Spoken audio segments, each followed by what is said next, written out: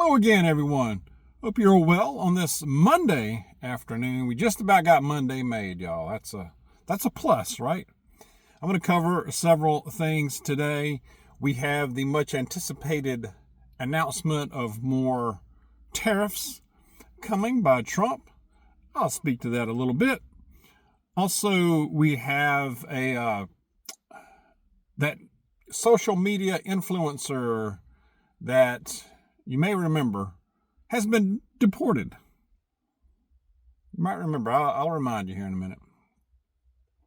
We have a shopping mall chaos going on, I'll tell you about. And let's see.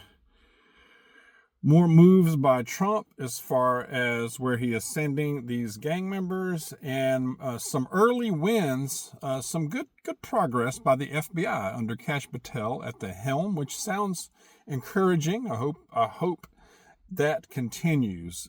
Most definitely. I have a really good passage I will share with you towards the end of the video that I'm sure will resonate. It should resonate with you because it did with me. It's a good one, so stay tuned for that. Don't feed into the panic of the upcoming we'll have more information, hopefully, about Trump talking about the more tariffs. The last I heard was that he would have tariffs on no matter what nation it comes from, everything coming in the country from other foreign nations, every product. From automobiles to food, I guess.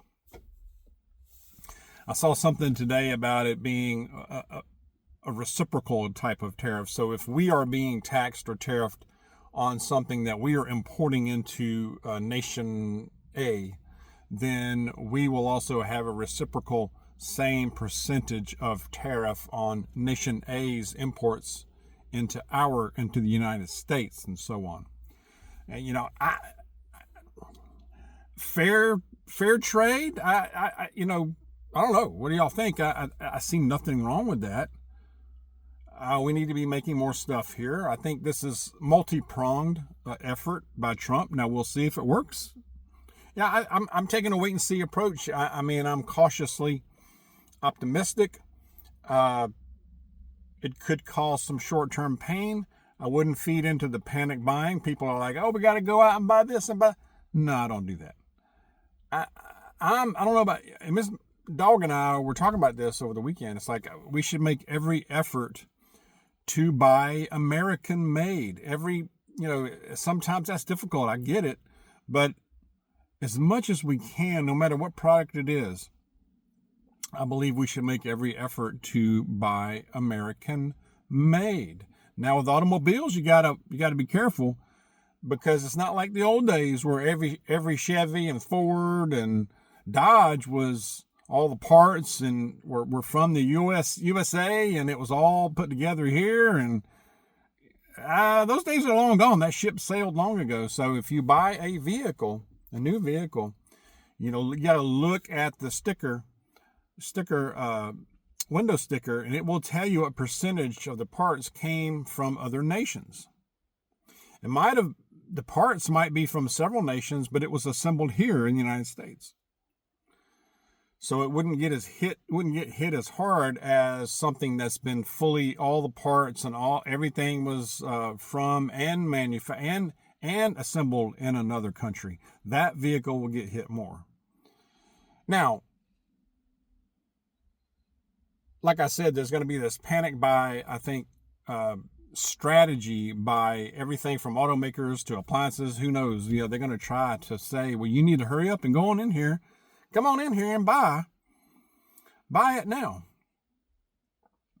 If you really need it, buy it now. But if you don't, right? I would not feed into that. I really wouldn't. I think this is a temporary thing. I think within a few months, maybe before that, it's going to be like it is now. I don't think we're going to see a big hardship out of this. I just don't. I don't know. Maybe I'm wrong. I might be. But I just wouldn't push the panic button. That's the main thing. And then where we can buy American, let's be smart about our spending, right? This is something you really need. You need it immediately, you know.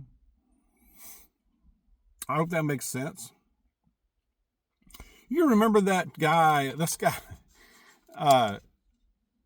he was from Venezuela, this Leonel Moreno is the last name, where he made this video about how to take over American homes, basically. He was doing this on social media, different platforms, and was telling people and bragging about how you can be a squatter, learn the laws of certain states and certain cities in the United States, where you can be a squatter and end up just staying there and not be kicked out.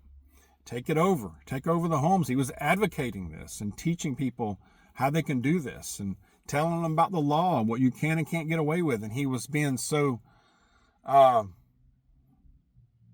don't know, what's the word? I can't say the word I want to say. But anyway, you probably know what I'm talking about. Well, he's been deported. Adios. Adios, sir. Bye. Well, bye. So, okay, so he's gone. That's good news, along with others. He's not the only one. Trump has been trolling that judge. I forgot the judge, Bossberg, I think is his name. Sending more of the violent gang members. He shipped more from Guantanamo Bay to that mega prison in El Salvador. They took more, and they seem happy to take them. So Trump is sending more and more down there. I'm good with that. And these are violent MS-13 gang members, this Trinidad, whatever you say it, other Venezuelan gang members. You know, I say more power to them. Get more. Take more down there. So he's been doing that. We have shopping mall chaos, y'all.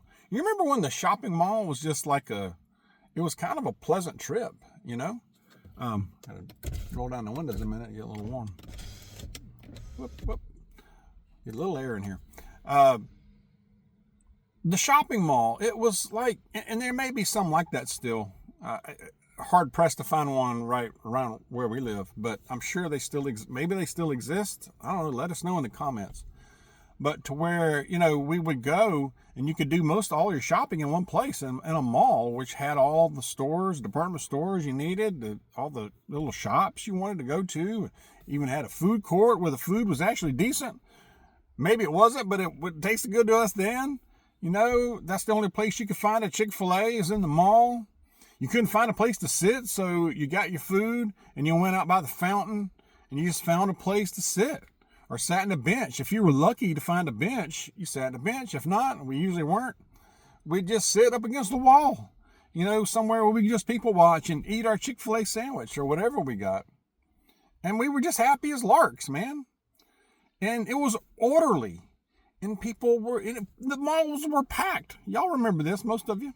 Most of you are old enough to remember this. The malls were packed with people, and it was orderly, and it was kind of nice and pleasant, right? I mean,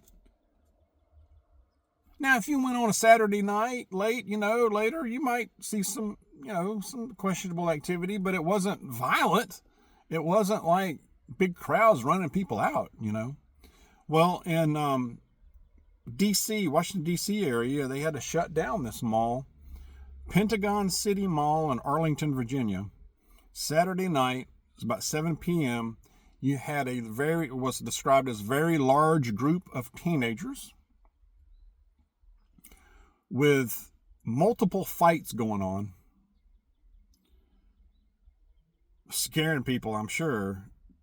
Police were called. You had a massive police presence. And the way the story reads is that despite a massive police presence, these idiots, and these are teens now, these are young people, not 20-something-year-olds, mostly teens, continued to fight. It's like you got a massive police presence arriving, and they're just still going at it. And some of them pushed the cops. They got arrested promptly, which is good. So they arrested at least 3 teens. One was 13-year-old girl, y'all. Another 15-year-old girl. I don't know what the third one was. 2 girls, young teens. They're going to be charged with riot. They're going to be brought up on riot charges. I'd stick it with throw the book at them, what you could do. I mean, make examples out of them. I don't care if they're 13 years old. 15, whatever, what have you. Pushing officers. They could get them for an assaulting an officer, probably. But they finally dispersed this crowd, arrested some of them. But can you imagine that happening back in the day? 80s, 90s?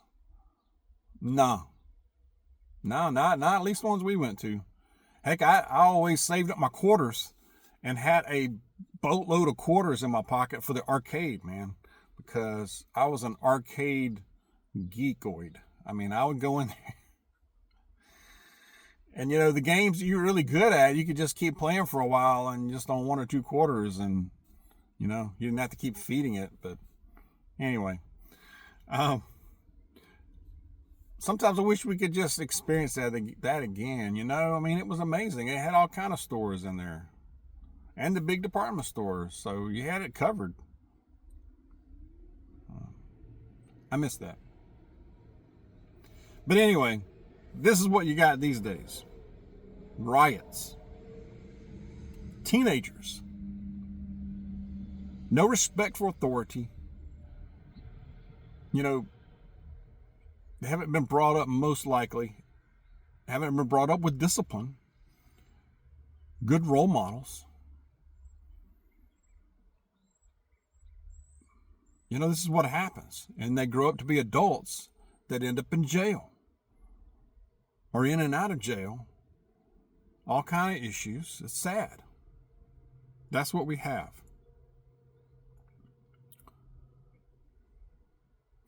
FBI, Kash Patel, hit the ground running, dude. First month, cracking down. He said his priority is violent crime, letting law enforcement officers be law enforcement officers. That's good. He said that no matter where you are, we will find you. They found one in Mexico. This guy was a top MS-13 member. No, the MS-13 member, they found him in Virginia. Woodbridge, Virginia, a top MS-13 member, just, you know, hanging out in Woodbridge, Virginia. I'm no telling how long he's been there. They took him down, arrested him. Child sex trafficking, y'all. No telling what that dude did or has orchestrated. Another one was a most wanted fugitive. That guy they caught in Mexico somewhere. Extradited him quickly. Lubbock, Texas, narcotics trafficking ring, huge one. They're also cracking down on these people, these vermin that are hitting the Tesla dealerships. They've got multiple arrests already made in those incidents. They will be hit with federal charges, punishable up to 20 years. I hope they get it. I hope they get the max. All these vermin get the max. They need to. They should. Otherwise, if the forces of evil see, these predators see that they can get away with it, like they have been able to, especially the last few years, they're gonna keep doing it. So I'm glad to see some results. Hopefully that continues and just accelerates and increases. I'm gonna go to a passage because it's a good one.